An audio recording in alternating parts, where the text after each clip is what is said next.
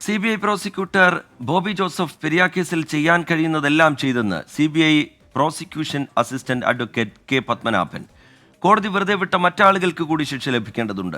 വിധി പകർപ്പ് കിട്ടിയതിനു ശേഷം കേസിൽ അപ്പീൽ നൽകുന്നതിലേക്ക് കടക്കുമെന്നും അഡ്വക്കേറ്റ് കെ പത്മനാഭൻ 24-നോട് പറഞ്ഞു.